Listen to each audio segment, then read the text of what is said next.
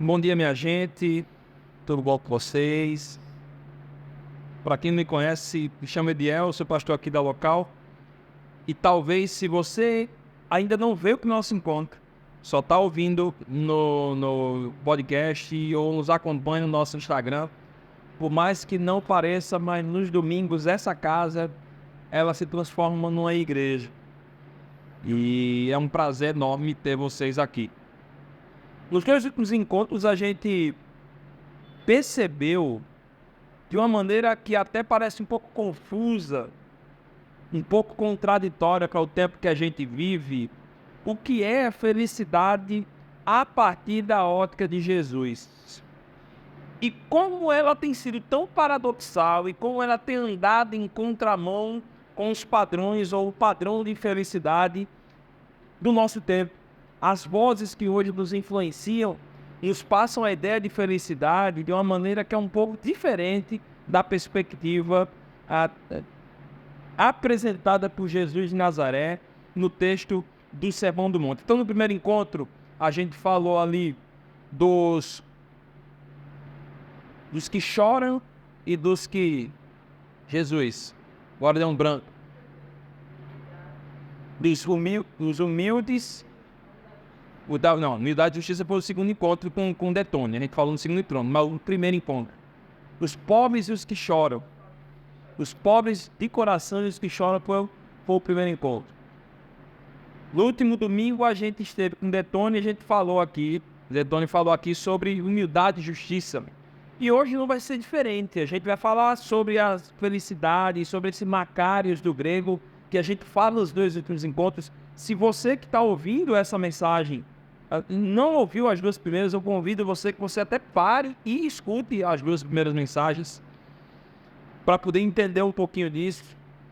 E o quão feliz é a pessoa que age com misericórdia e pureza de coração. Esse é o tema que a gente vai encontrar. Então, eu gostaria de mais uma vez que a gente pudesse abrir o texto base dessa série, que está em Mateus capítulo 5. A gente vai fazer o seguinte, vai ler um pouquinho diferente. A gente vai ler Mateus 5, 1 e 2. E depois a gente vai pular para o 7 e para o 8. Tá bom? Combinado? Então, Mateus capítulo 5, 1 e 2. E depois os versículos 7 e 8. Diz o seguinte: vendo as multidões, Jesus subiu ao monte e se assentou. Seus discípulos aproximaram-se dele e ele começou a ensiná-los dizendo... Aí é 1 e 2. Vamos lá para o 7 e para o 8. Bem-aventurados os misericórdios, pois obterão misericórdia.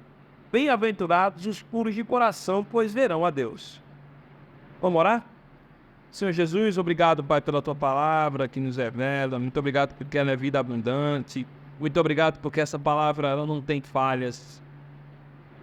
Obrigado, Senhor, pela oportunidade, pelo privilégio. Que a Sua glória seja manifesta, que da minha boca só saia o que o Senhor quer que saia. Em nome de Jesus, amém. Gente, esse aqui é o Evangelho de Jesus de Nazaré. Louvado seja Cristo. Se a gente for parar para ver a palavra misericórdia, a origem da palavra misericórdia, ela vem da junção de duas palavras no latim. Miseres, ou miseres, que significa ter compaixão, e cordis, que significa coração. É como se ao juntar essas duas palavras, a gente pudesse dizer que ter misericórdia é ter compaixão de coração. É ter a capacidade de sentir aquilo que a outra pessoa sente. Apesar de uma definição muito profunda, se a gente for parar para ver a origem das letras, né? A origem da palavra, o ato de ter e de sentir misericórdia não tem sido feito e nem incentivado a ser realizado no seu original da palavra nos dias de hoje. A gente pode perceber que esse era um problema antigo até, não é um problema dos dias de hoje. Jesus, ao falar sobre os misericordiosos e puros, estava enfatizando e relembrando aos seus discípulos o ensinamento antigo. Quando ele fala nesse texto de Mateus 5, Jesus está relembrando, por exemplo, o texto de Provérbios, capítulo 14, versículo 21, quando ele diz assim: quem despreza o próximo comete pecado, mas como é feliz quem trata com bondade os necessitados. É muito bom a gente ler um texto desse no Velho Testamento, porque existe uma que para mim eu entendo como uma lenda urbana evangélica de dizer que o Velho Testamento são livros da lei e o tempo da graça é a partir do Novo Testamento, mas a gente vê graça de Deus desde o Gênesis. E a gente vê lei e princípio de Deus no Novo Testamento também.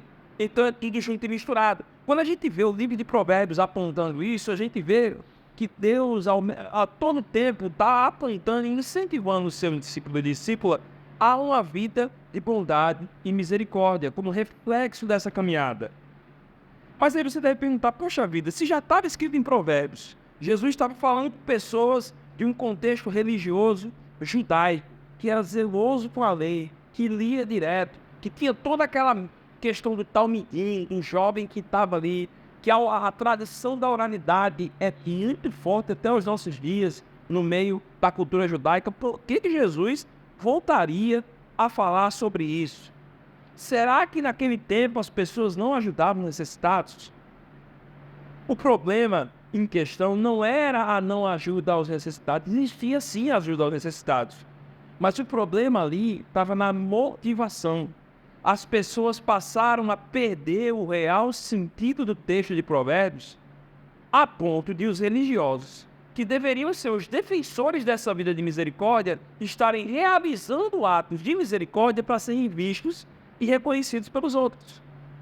Eles cometiam atos de bondade para conseguir respeito da comunidade, e não pela prática do ato da bondade, não pelo ter compaixão e sentir a dor do outro de coração. Ou seja, essa questão da compaixão e da sensibilidade à dor do outro foi se perdendo com o tempo. Pois, na verdade, agiam sim com misericórdia, mas era uma misericórdia pautada na vaidade para benefício próprio.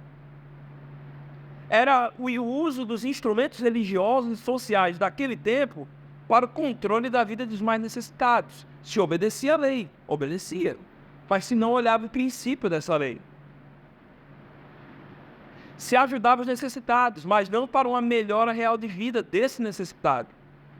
Isso aponta justamente para um outro subtema da nossa conversa de hoje, que é a pureza. Ou melhor, quando a gente fala de pureza, a gente fala de integridade. Pois é a falta de integridade que gera um coração sem misericórdia. No verso 8, por exemplo, do nosso texto base, a gente vai ver que é objetivo e claro que, sem pureza de coração, sem integridade de caráter, é como se a gente ficasse cego espiritualmente e, consequentemente, o reino deixa de ser anunciado. Tudo muito parecido com o que a gente vê nos dias de hoje. Pois não só da esfera religiosa, mas em várias esferas a gente vai ver essa deturpação do que é misericórdia, do que são atos de misericórdia e do que é pureza de coração. A gente vê isso em todos os lugares. E às vezes nós mesmos temos nos encontrado em alguns momentos nessa posição. A gente perdeu a sensibilidade muitas vezes e passa a nem sequer olhar para o outro. Talvez até você que está aqui hoje, ou você que está ouvindo essa mensagem, ao ouvir isso que eu estou falando, ache até que eu estou pegando pesado. Pense até que eu diga assim, olha, Ediel, comigo essa não é a realidade.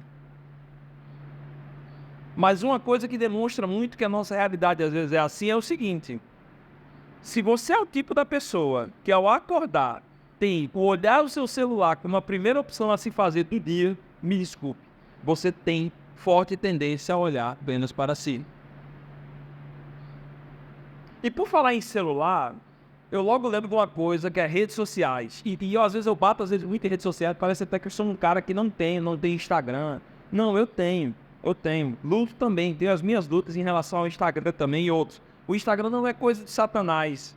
Pode ser uma ferramenta muito boa na vida da gente. É a mesma coisa como o TikTok, como o X, né, que agora é Twitter, né? E talvez você deva achar que eu sou um cara assim, desconectado. E eu creio que também essa mensagem ela é para mim. Porque o que a gente mais vê nas redes sociais são atos de misericórdia em busca de likes. Quanto mais joinhas, mais sou visto. Quanto mais sou visto, mais sou famoso. E quanto mais sou famoso, mais portas se abrirão a mim. Eu não quero aqui questionar a motivação das pessoas que usam as redes sociais para divulgar atos de misericórdia. Ela também tem sua importância. Mas o que eu estou falando são coisas mais profundas, gente.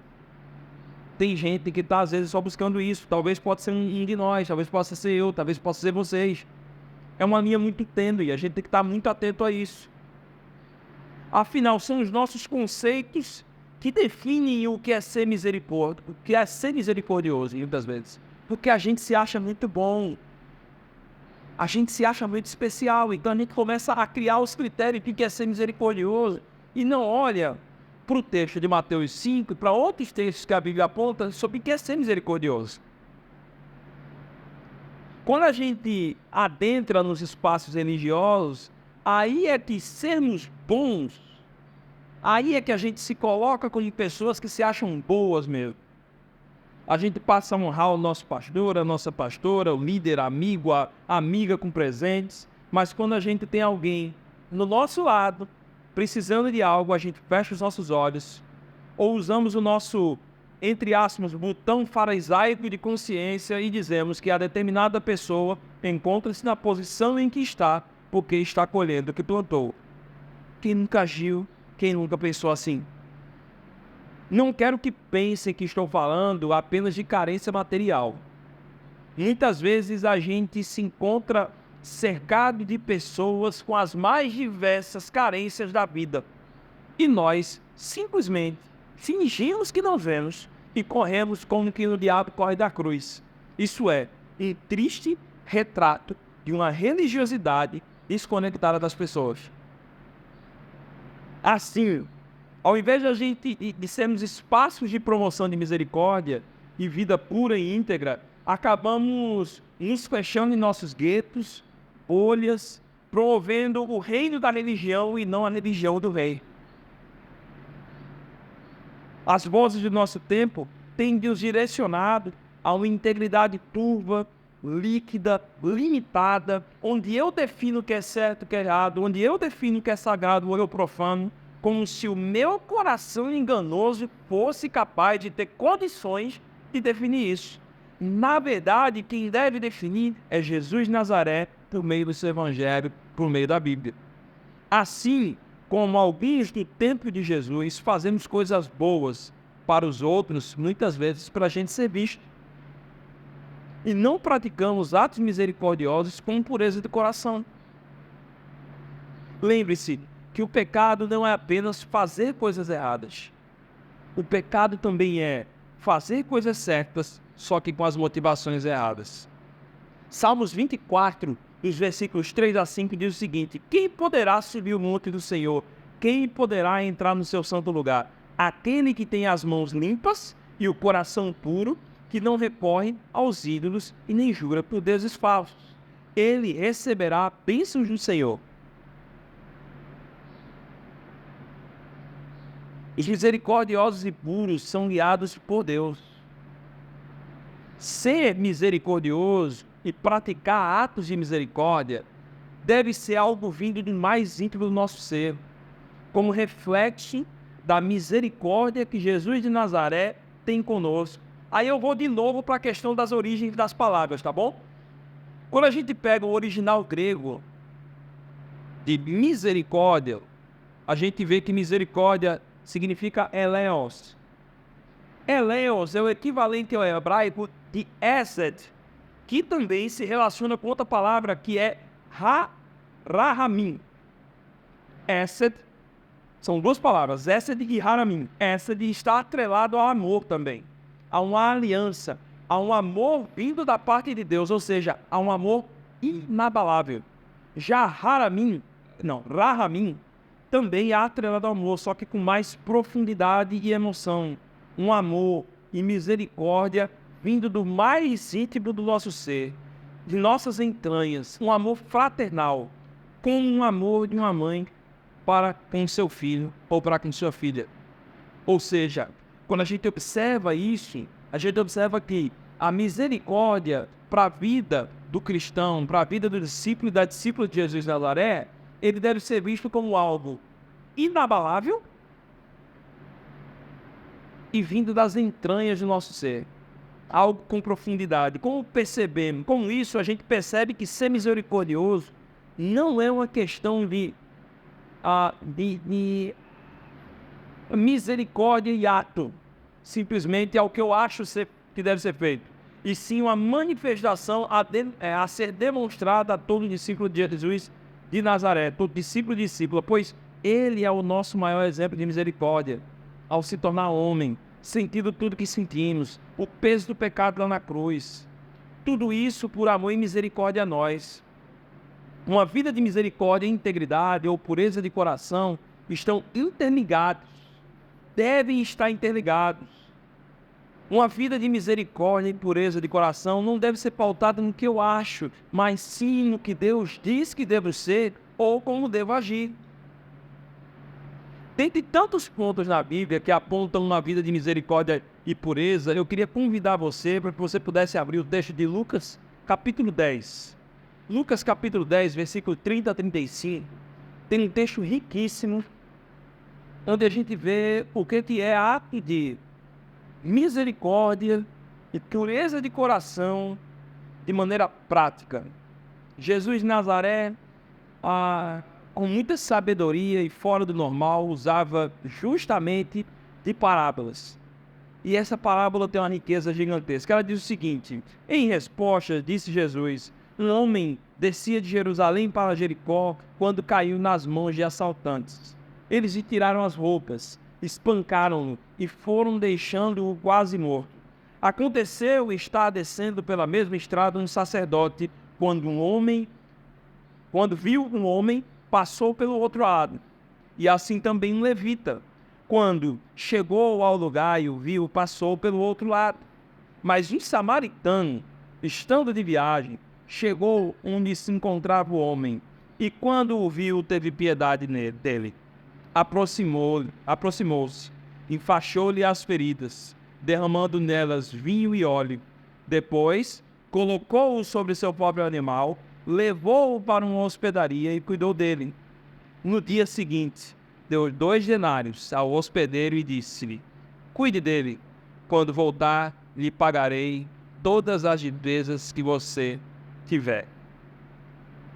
Com essa parábola, a gente percebe que Jesus nos incentiva a agirmos como esse homem samaritano. E, gente, só uma vírgula que é muito importante a gente falar. O texto fala que um sacerdote passou, que um levita passou por esse homem, que era do mesmo grupo étnico, porque o samaritano era visto como um judeu impuro. Foi justamente esse judeu impuro, que era um impuro não só de raça, mas era um impuro também, segundo os judeus, de religiosidade, que parou lá e foi socorrer esse homem que foi assaltado na estrada. Esse samaritano viu a dor do outro, tem empatia e compaixão diante desse quadro e age para aliviar o sofrimento do homem que foi encontrado na estrada em uma situação deplorável. Isso é misericórdia. Isso é pureza de coração. O samaritano podia muito bem dizer assim: esse cara é um judeu e altas vezes ele me trata ou trata meu povo com preconceito. Ele está colhendo o que ele plantou, então eu vou deixar ele aí. Ou então eu posso fazer o seguinte: se o sacerdote e o levita não fizeram nada, é porque tem coisa. Quem sou eu para fazer? Ele poderia ter pensado assim, mas ele fez justamente o contrário. Ou então ele podia fazer o seguinte: eu estou apressado para as atividades da minha igreja, então eu não vou fazer isso com a pessoa, com ele. Eu queria contar uma história que aconteceu com meu pai e com um pastor que hoje já está com Deus, e que para mim foi um exemplo muito interessante de misericórdia e de integridade. Eu não vou falar nome, não vou dar muitos detalhes, porque isso pode expor, isso não é interessante. Mas meu pai, um tempo atrás, eu era pequeno, nessa relação, às vezes, de igreja, o meu pai teve muitos embates com um pastor. Eles faziam parte do mesmo presbitério e ele teve muitos embates. E muitas vezes a coisa ia para o lado pessoal. Esse pastor era muito conhecido, tinha um cargo importante na igreja. E nesses embates que ele levava para o lado pessoal, muitas vezes meu pai acabou sofrendo algumas consequências.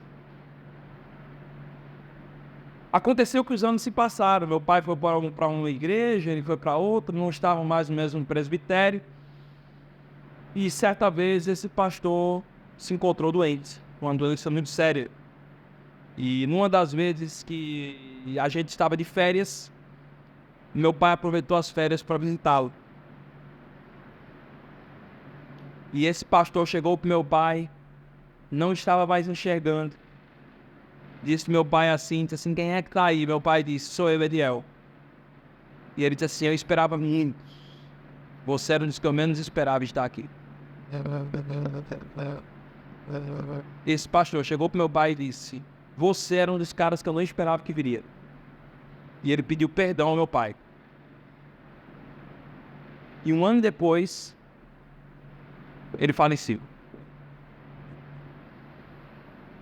Desse fato. Meu pai podia muito bem ter dito assim, ele está colhendo o que ele plantou. Nem sequer ter visitado. Nem sequer ter liberado perdão. Mas existiu ali uma sensibilidade, não vinda do meu pai, mas vinda de Deus, para que ele fosse visitar e fosse saber como seu irmão estava, no momento tão difícil da vida. Misericórdia e pureza de coração não é fazermos as coisas e pensarmos somente em quem faz parte e quem professa a mesma fé. Atos de misericórdia são consequências do que Jesus de Nazaré fez por nós. Atos de misericórdia devem refletir por meio de Jesus em nossas vidas, como reflexo do que ele já fez por nós. Atos de misericórdia que nós praticamos devem fluir de Jesus, pois pessoas misericordiosas sacrificam o que têm em favor do outro. Pessoas misericórdias abrem mão do seu conforto próprio para confortar o outro de sua carência, seja qual carência for. E um detalhe, muitas vezes esse abrir mão não é algo nada prazeroso. Ser misericordioso é ser justamente o avante que Detone falou no último encontro. Ajudando quem achamos que não merece ser ajudado muitas vezes. Já que ser misericordioso não é uma questão de acharmos que deve ser ajudado, e sim ajudar. Não é dar ao outro o que a pessoa merece, porque não é uma questão de merecimento, mas sim o que ela precisa. Ser misericordioso é ajudar todos os que cruzam na nossa frente, independente de quem seja. Em todo momento, Jesus tem misericórdia de mim e de você, derramando perdão, renovando a nossa fé, apesar dos nossos erros.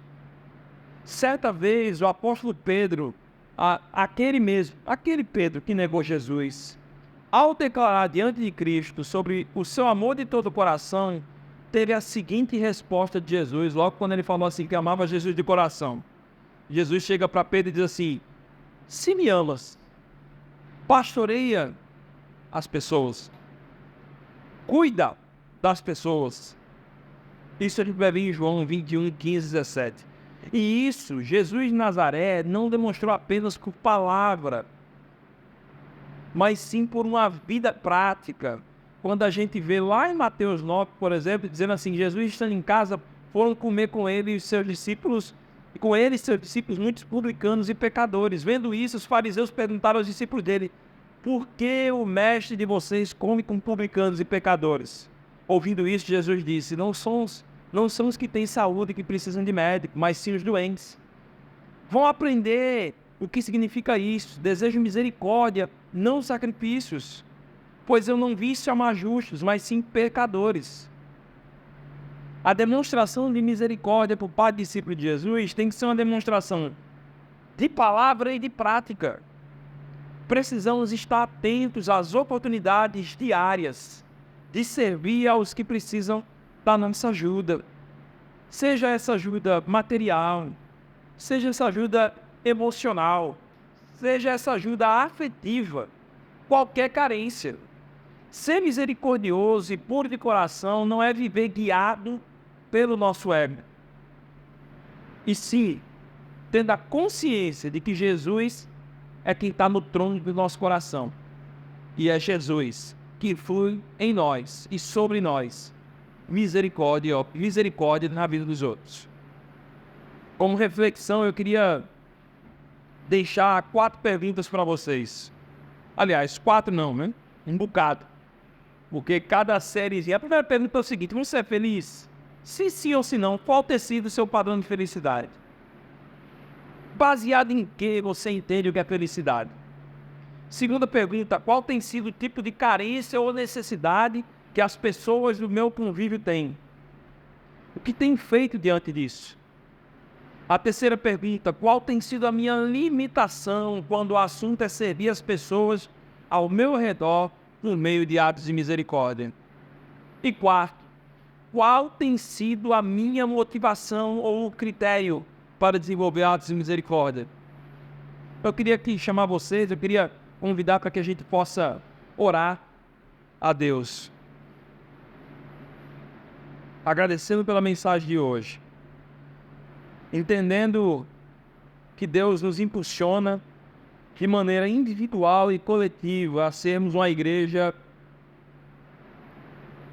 que se envolve e que transmite caráter e integridade, e entende que transmissão de caráter e integridade, uma das manifestações, é um coração e é uma vida de misericórdia para com o próximo. Senhor Jesus, muito obrigado, Pai, por esse dia, muito obrigado por essa palavra, Pai. Obrigado, Senhor, porque Tu nos alerta para isso, Tu nos convida para isso. Obrigado, Pai, porque nós podemos hoje reconhecer que ser feliz, ter atos de misericórdia, na verdade, são uns dos atributos da felicidade em Ti, Pai. Desenvolver uma vida íntegra. Que o nosso coração esteja disposto a olhar o próximo.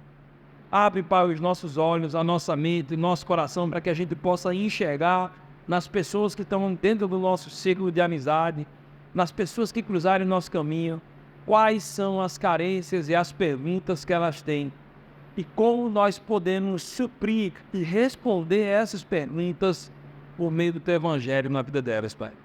Nos usa, Pai. Nos move para isso. Nos dá sempre um coração avante, como disse meu amigo Detone. É isso que te pedimos, te agradecemos. Amém.